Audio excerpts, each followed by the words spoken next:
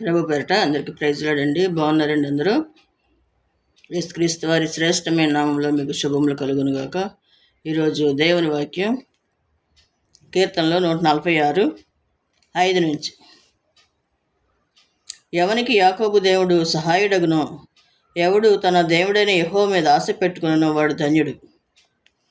యాకోబు దేవుడు యెహోవా మీద ఎవరైతే ఆశ పెట్టుకుంటారో వారు ధన్యులని చెప్తున్నాడు దేవుడు. ఆయన ఎవరు? భూమి ఆకాశంను సృజించిన దేవుడు. ఆకాశమునకు, భూమికి, సముద్రమునకు అందున్న సమస్తమునకు సృష్టికర్త అనమాట.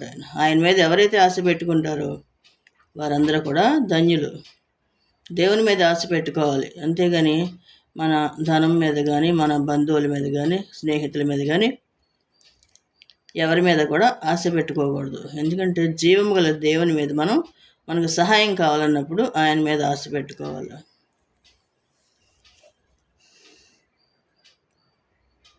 బాధపరచబడి వారికి ఆయన న్యాయం తీర్చును, ఆకలి కొనిన వారికి ఆహారం దయచేయును. యెహోవా బంధింపబడిన వారిని విడుదల చేయును. యెహోవా గ్రుడ్డి వారి కన్నులు తెరవచేయువాడు. యెహోవా కృంగిన వారిని లేవనెత్తువాడు. యెహోవా నీతిమంతులను ప్రేమించువాడు. యెహోవా పరదేశులను కాపాడువాడు. ఆయన తండ్రి లేని వారిని, విధవరాండ్లను ఆదరించేవాడు. దేవుని కలిగిన ఈ మనసు మనం కలిగి జీవించాలి. కొంతమంది విధవరాండ్లు అంటే భర్త లేని వారిని చిన్న చూపు చూస్తారు. అలా చూడకూడదు. ఎందుకంటే దేవుడే చెప్తున్నాడు, వారికి ఏమాత్రం కూడా నష్టం కలిగించొద్దు, వారి పక్షంగా నేను యుద్ధం చేస్తానని చెప్తున్నాడు దేవుడు. కాబట్టి తండ్రి లేని వారిని, విధవరాండ్లను సన్మానించాలి, గౌరవించాలి. లేని మాటలు పుట్టించకూడదు.